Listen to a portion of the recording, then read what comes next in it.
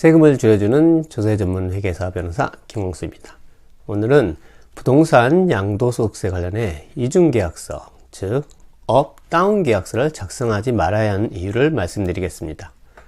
부동산 팔 때 이중계약서를 작성하는 경우는 두 가지 정도를 생각해 볼 수 있는데요.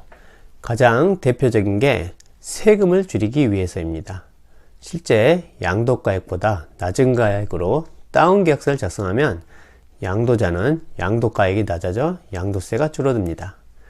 부동산을 취득한 사람은 취득가액이 낮아져 취득세가 줄어듭니다.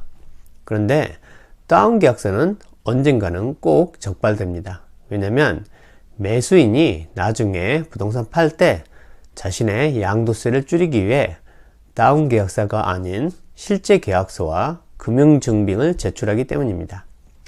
다운 계약서는 부동산을 취득한 사람이 나중에 팔 때 제출한 실제 계약서 또는 다운 계약서 작성 사실을 알고 있는 매수인이나 중개인 탈세 제보로 걸리게 됩니다. 부동산 매매 거래가 완료되었지만 그 과정에서 조금 기분이 상한 부분이 있다. 그러면 충분히 매수인이나 중개인이 탈세 제보 포상금을 기대하고 국세청에 제보할 수 있습니다. 다음으로 업계약서를 작성하는 경우도 있는데요. 부동산 취득자가 은행 대출을 받아 잔금을 지급한다면서 담보가치 평가를 위해 업계약서 작성을 요청하는 경우입니다.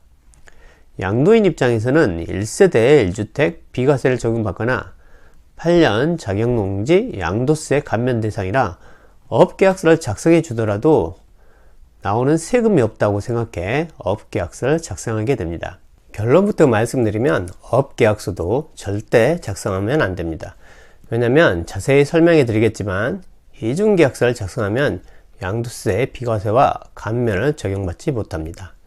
이중계약서, 업, 다운 계약서 왜 작성하면 안 되냐? 그 불이익 4가지에 대해 알아보겠습니다. 먼저 장기 10년 국세 부과 제척 기간이 적용됩니다. 일반적으로 양도세는 국세청이 5년이 지나면 부과할 수 없는데 납세자가 이중계약서를 작성했다. 그러면 10년간 세금을 부과할 수 있습니다. 이런 사례는 다운계약서 작성 시 자주 발생하는데요.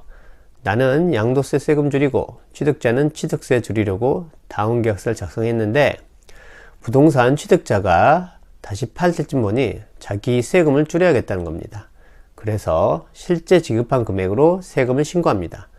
국세청은 양도인이 신고한 양도 금액과 매수인이 이번에 양도하면서 신고한 취득가액이 일치하지 않게 되어 해명 자료를 요청하거나 양도세 세무조사를 실시합니다. 양도일로부터 10년간 이런 일이 발생할 수 있습니다. 둘째, 고율인 40% 부당과소신고 가산세를 적용합니다. 일반 과소신고 가산세는 10%인데요. 자그마치 4배나 더 많은 가산세가 부과됩니다. 가산세는 과소신고 가산세뿐만 아니라 납부불성실 가산세도 있는데 양도세 본세, 부당과소신고 가산세, 납부불성실 가산세까지 고려하면 원래 내야 할 세금의 2배 가까이 부과됩니다. 세 번째, 양도세 비과세와 감면을 적용받을 수 없습니다. 이게 제가 본 사건들 중 가장 안타까운 사례인데요. 양도인은 1세대 1주택에 해당하거나 8년 자격농지 양도세 감면이 적용되니까 부동산 살려는 사람이 대출 더 받을 수 있도록 협조해 달라고 해서 업계약서를 작성해 줍니다. 나중에 이게 발견되면 양도세 비과세 감면한 세금을 추징합니다. 내가 부동산 취득하는 사람 부탁으로 업계약서 작성해 준 것 뿐인데 안 내도 될 세금이 나중에 나오는 겁니다. 네 번째, 마지막으로 조세포탈죄로 형사처벌될 수도 있습니다. 사안에 따라서는 이중계약서 작성행위나 다른 사정들까지 볼 때 정도가 심한 경우 조세범칙 사건으로 전환해서 조세포탈죄로 형사고발하기도 합니다. 형사처벌은 세금과 별도이기 때문에 결과적으로 미납세금에 가산세 그리고 벌금까지 추가됩니다. 부동산 거래할 때 이중계약서, 업, 다운계약서 작성 불이익을 요약하면 장기 10년간 세금이 부과되고 고율인 부당과소신고 가산세가 적용되며 양도세, 비과세 감면을 적용할 수 없고 조세포탈죄로 형사처벌까지 낼 수 있습니다. 이중계약서 작성하시면 안 됩니다. 상대방이 요청해도 노입니다. 여러분, 세금 줄일 수 있습니다. 절세 변호사 김광수였습니다. 고맙습니다.